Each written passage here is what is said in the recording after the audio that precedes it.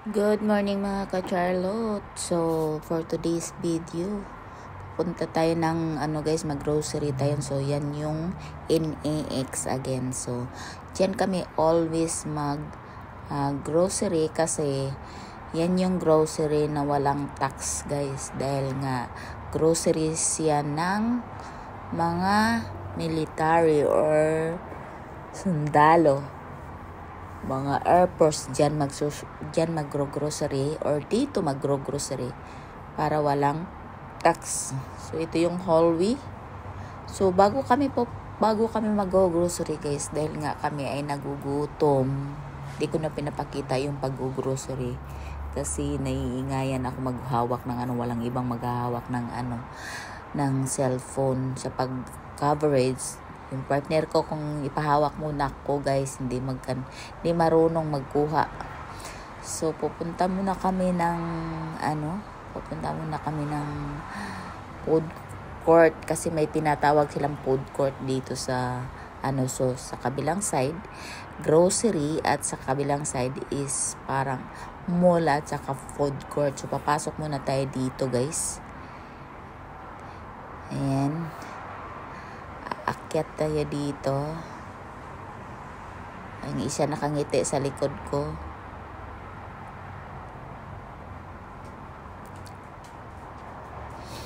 Naglalakad pa pala tayo papasok dyan guys. Kasi yan yung so ito na yung, ayan, dyan tayo papasok. Para sa pagkain natin. So pupunta tayo ng mall. Ayan yung main entrance ng mall. Hop. Bukas dahil papasok kami, charot. So yan, may mga maliliit yung yan yung mga ng pangalan nito, yung parang kisame ang tawag, hindi ko alam kung gaano yung mga decoration. So dito tayo tadaan, nakita nyo guys, may naka-uniform pa ng mga army. So yan yung talaga hindi ka pwedeng pumasok dito na wala kang ID. So kailangan meron kang ID kasi kung wala kang ID, hindi ka makabili ng gusto mong bilhin. Kahit sa damit, hindi ka pwedeng pumasok or hindi ka pwedeng bumili. Ngayon medyo maluwag na sila. Pwede kang pumasok pero hindi ka pwedeng makabili ng walang ID kasi hanapin nila yung ID sa pagbayad mo. So lahat ng bukod lang sa food court guys, if you want to eat dito sa dito sa may Honolulu, so may NAX, ayan, pwede kayong kumain sa food court without ID. Pero ayan, dito kami kumain guys sa I Love Country Food. So yan yung so naka-order na kami, nag-aantay lang ako ng food namin kasi nga kailangan pine-prepare pa. Yan, pinapakita ko lang dito kung saan kami nag-order. Kami lang dalawa ni Jerry kasi yung dalawa kong anak may pasok. So kami ang pumupunta grocery kasi naubusan na kami ng grocery. Ayan. Oops, pa yung cellphone natin guys. So, kinuha na ni Jerry yung ayun, tumayo na siya. Kinuha na niya yung kasi tinawag na yung number namin. Kinuha na yung order. At makikita na natin yung mga order natin dito, guys. Mga daw, ayan, binitbit na niya. Binitbit na ni Apam. Natakpan natin yung mga katabaan natin dyan. Dahil ang tabatsoy ng shoulder natin. Ayan, guys. At ito yung mga food natin. Yung buko guys, parang walang suklay. Pero hindi, ganyan talaga yan guys. Dahil nag-dry na siya yung dulo. So, ayan yung order natin. Brisket yung order natin. So, yung pinaka-soft na yummy na brisket.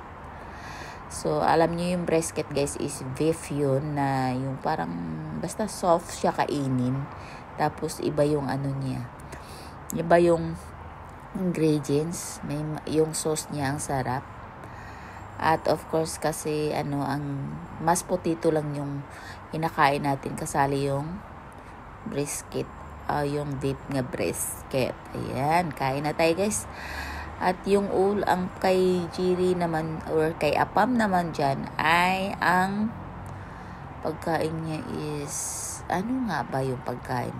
Burger stick yung sa kanya. Mahilig siya sa burger stick eh. Ay, nasali pa si kuya oh. Init pa, Charlotte. Kailangan mong dahan-dahanin pagkain.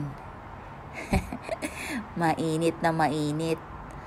So, yun guys. Kain na tayo. Let's eat. Niyam, yam, yam. Miyayami ang pagkain ni Charlotte. Ang sarap guys. Pero bihira lang ako bibili niyan dahil nga may kamahalan. Minsan nagtitipid tayo. Minsan nga sabi ko sa kanya maghati na lang tayo. Kaso lang, kasi marami isang order ha. Kaso lang ayaw niya guys. Kasi ayaw niya yung pagkain ng, ayaw niya yung brisket ko. Ang gusto niya palagi yung burger stick. Yun at yung gusto niya palagi. Kaya,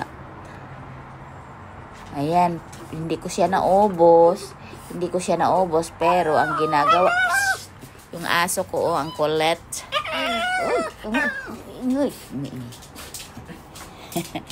Ayan yung pagkain niya. Ang ingay ng aso ko habang ako ay nagre-record. Ayan yung tinatawag na burger stick. Pero may brown rice. Siya. So, thank you for watching guys. This is Charlotte Diana Yesi. I hope makadalaw kayo sa ano ko.